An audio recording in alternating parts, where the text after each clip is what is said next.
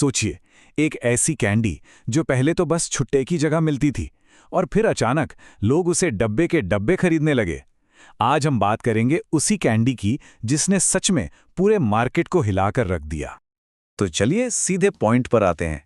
ये देखिए, ये नंबर 100 करोड़ रुपए। और जानते हैं ये कमाई कितने दिन में हुई? सिर्फ 8 महीनों में। मतलब लॉन्च के बस 8 महीने के अंदर। आपको पता है, ये आंकड़ा कोक ज़ीरो के लॉन्च रिकॉर्ड के बराबर था। अब सबसे बड़ा सवाल तो यही उठता है ना कि भाई, 1 रुपए की कैंडी जिसका कोई बड़ा टीवी ऐड नहीं, कोई स्टार प्रमोशन नहीं कर रहा, उसने ये कमाल कर कैसे दिया? बस यही वो पहेली है जिसे आज हम मिलकर सुलझाने वाले हैं। अच्छा, इस पूरी कहानी को समझने के लिए ना हमें थोड़ा पीछे जाना पड़ेगा। उस टाइम में जब ये सब शुरू हुआ, हमें उस मैदान को समझना होगा जहां ये खेल खेला गया। मतलब साल 2015 का इंडियन कैंडी मार्केट। तो देखिए, उस समय मार्केट पर कुछ बड़े नामों का कब्जा था। पार्ले, परफिटी, आईटीसी, ये सब। और फ्लेवर्स, अरे वही घिसे पिटे दशकों पुराने आम, संतरा, कैरेमल। ज्यादातर कैंडीज की कीमत होती थी 50 पैसे। और सबसे मजेदार बात पता है क्या थी? लोग दुकान पर जाकर ब्रांड का नाम नहीं लेते थे। वो कहते थे, भैया आम वाली टॉफी देना या संतरे वाली कैंडी देना। मतलब ब्रांड लॉयल्टी ज़ीरो, बिल्कुल ज़ीरो। मतलब एकदम साफ था।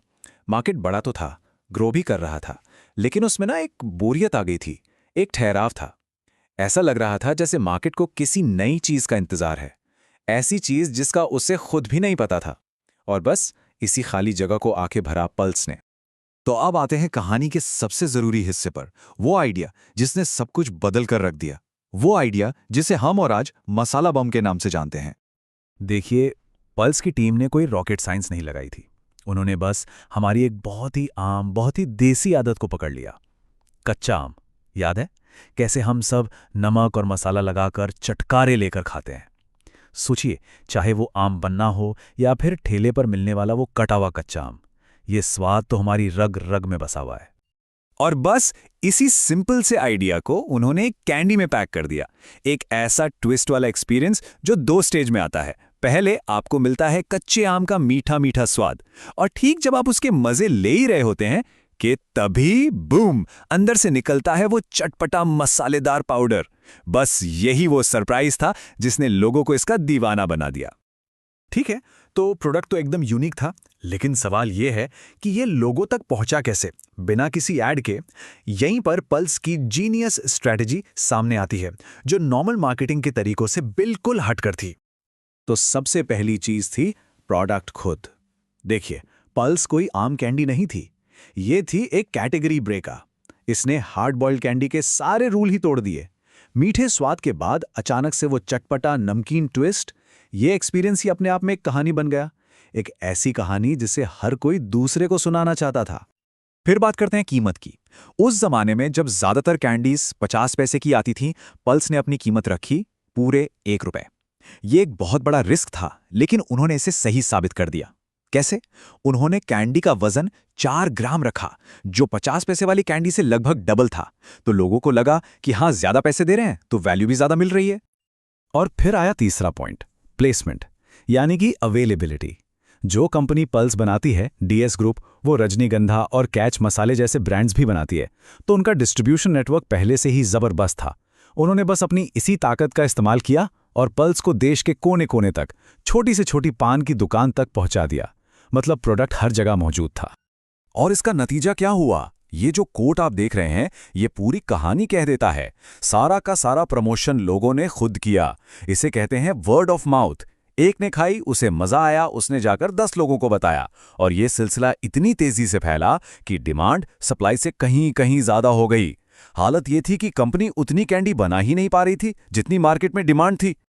अब जाहिर है, पल्स की जबरदस्त कामयाबी ने पूरे कैंडी मार्केट में एक तरह से खलबली मचा दी। तो चलिए अब देखते हैं कि इसका असर आखिर हुआ क्या। या सबसे जरूरी बात समझने वाली ये है कि पल्स ने सिर्फ अपनी सेल्स नहीं बढ़ाई, नहीं, इसने तो एक पूरी की पूरी नई सब कैटेगरी ही बना दी। पाउडर भरी मसालेदार कैंडी की कैटेगरी, एक ऐसा सेगमेंट जो इससे पहले मार्केट में था ही नहीं। और जैसे ही ये नई कैटेगरी बनी, क्या हुआ? बाकी सारे बड़े ब्रांड्स को भी मजबूरी में इस रेस में कूदना पड़ा। परफेटी ने एल्पेनलीवे चटपटा निकाल दिया, आईटीसी ने कैंडीमैन तड़का लॉन्च कर दिया। ये टेबल बिल्कुल साफ साफ दिखाती है कि कैसे एक नया इनोवेटिव प्रोडक्ट पूरे मार्केट को अपने पीछे चलने पर मजबूर कर सकता है। तो पल्स के इस कमाल की कहानी से हम क्या सीख सकते हैं? मतलब वो कौन सी खास बातें हैं जो इस सक्सेस स्टोरी को इतना यादगार बनाती हैं? देखिए, इस कहानी से कुछ बहुत ही जबरदस्त लेसन मिलते हैं। पहला तो ये कि अगर आपके पास कस्टमर की गहरी समझ है तो वो करोड़ों के मार्केटिंग बजट पर भी भारी पड़ सकती है। दूसरा, एक सच में इनोवेटिव प्रोडक्ट खुद अपना सबसे बड़ा ऐड बन जाता है। तीसरा, कस्टमर एक अनोखे एक्सपीरियंस के लिए ज्यादा पैसे देने से भी नहीं हिचकिचाते। और सबसे बड़ी बात, पल्स ने लोगों के कैंडी खरीदने का तरीका ही बदल दिया। अब लोग इम्पल्स में कोई भी कैंडी नहीं उठाते थे, बल्कि सोचकर पल्स मांगते थे। ये इम्पल्स ड्रिवन से पल्स ड्रिवन का जो शिफ्ट था, ये बहुत बड़ा था।